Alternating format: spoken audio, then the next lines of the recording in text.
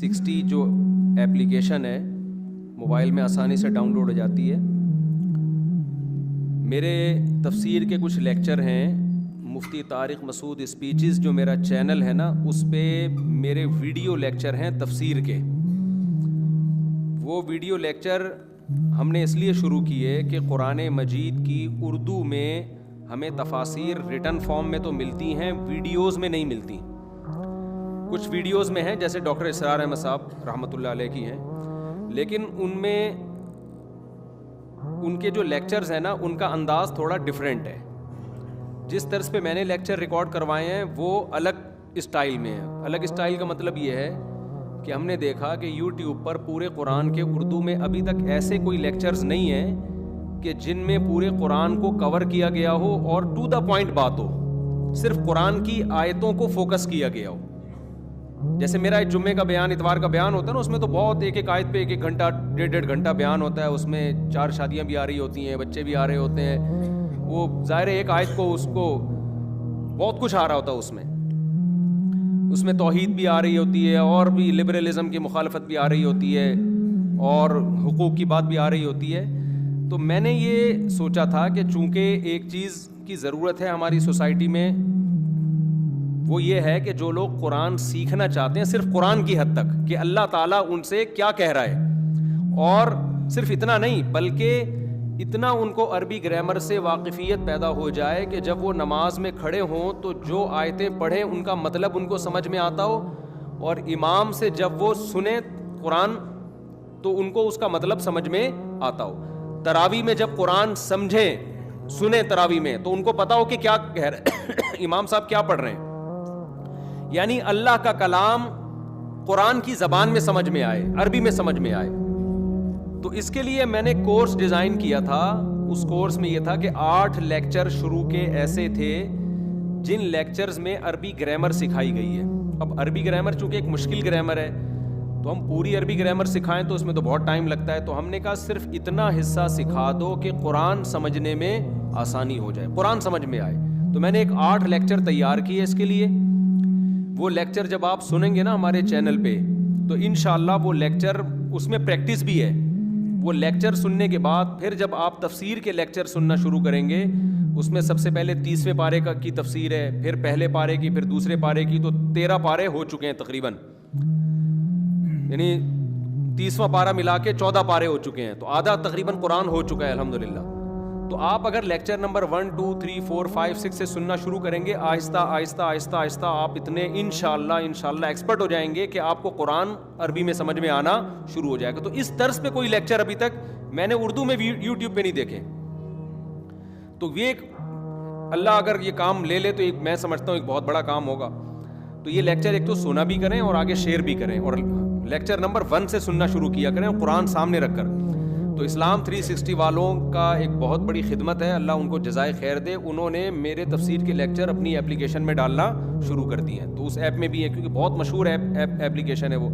تو میں نے یہ اس لیے بھی ریکارڈ کروا رہا ہوں اسلام 360 والوں کا شکریہ ادا کرنے کے لیے کہ اللہ ان کو جزائے خیر دے کہ انہوں نے ہمارے لیکچر بھی اس ایپلیکیشن میں ڈالنا شروع کیے, اور آپ لوگوں کو بھی ایک ترغیب دینے کے لیے کہ اس ایپ کو ڈاؤن لوڈ کریں آپ. اس میں ہمارے لیکچر بھی ملیں گے آپ کو, اور بھی بہت کچھ ملے گا, احادیث ہیں, قرآن ہے. اچھا, اسلام 360 کے بارے میں ایک غلط فہمی میں دور کر دوں.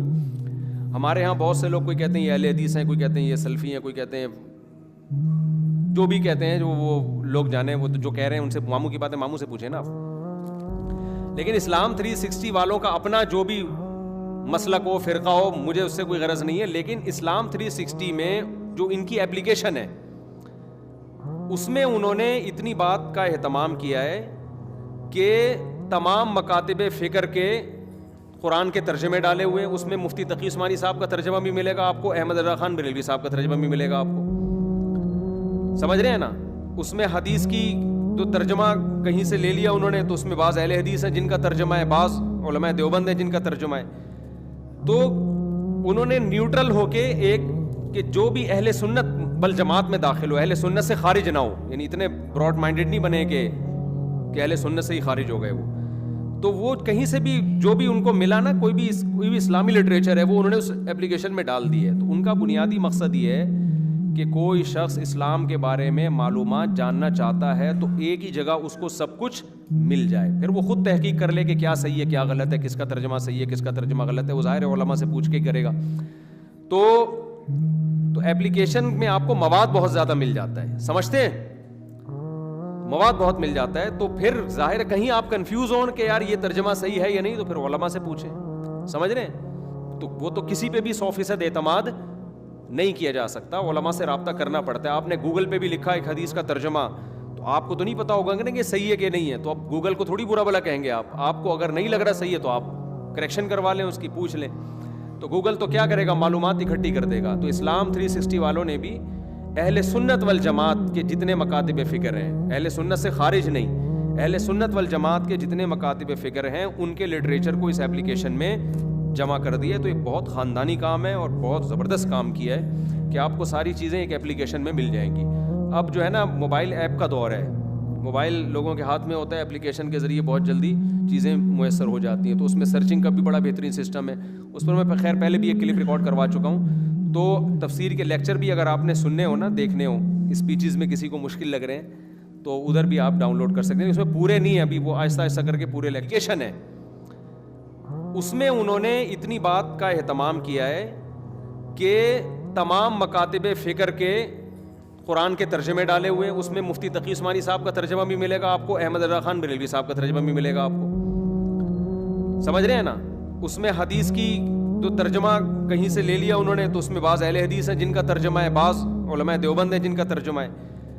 تو انہوں نے نیوٹرل ہو کے ایک کہ جو بھی اہل سنت والجماعت میں داخل ہو, اہل سنت سے خارج نہ ہو, یعنی اتنے براڈ مائنڈیڈ نہیں بنے کہ اہل سنت سے ہی خارج ہو گئے وہ.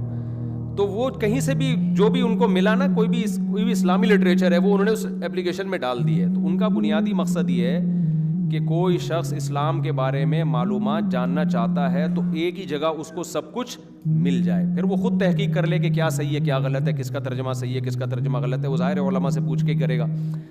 تو ایپلیکیشن میں آپ کو مواد بہت زیادہ مل جاتا ہے, سمجھتے ہیں, مواد بہت مل جاتا ہے. تو پھر ظاہر کہیں آپ کنفیوز ہوں کہ یار یہ ترجمہ صحیح ہے یا نہیں, تو پھر علماء سے پوچھیں, سمجھ رہے ہیں. تو وہ تو کسی پہ بھی 100% اعتماد نہیں کیا جا سکتا, علماء سے رابطہ کرنا پڑتا ہے. آپ نے گوگل پہ بھی لکھا ایک حدیث کا ترجمہ, تو آپ کو تو نہیں پتا ہوگا کہ یہ صحیح ہے کہ نہیں ہے, تو اب گوگل کو تھوڑی برا بھلا کہیں گے آپ کو اگر نہیں لگ رہا صحیح ہے تو آپ کریکشن کروا لیں, اس کی پوچھ لیں. تو گوگل تو کیا کرے گا, معلومات اکٹھی کر دے گا. تو اسلام 360 والوں نے بھی اہل سنت والجماعت کے جتنے مکاتب فکر ہیں, اہل سنت سے خارج نہیں, اہل سنت والجماعت کے جتنے مکاتب فکر ہیں ان کے لٹریچر کو اس ایپلیکیشن میں جمع کر دیا. تو یہ بہت خاندانی کام ہے اور بہت زبردست کام کیا ہے کہ آپ کو ساری چیزیں ایک ایپلیکیشن میں مل جائیں گی.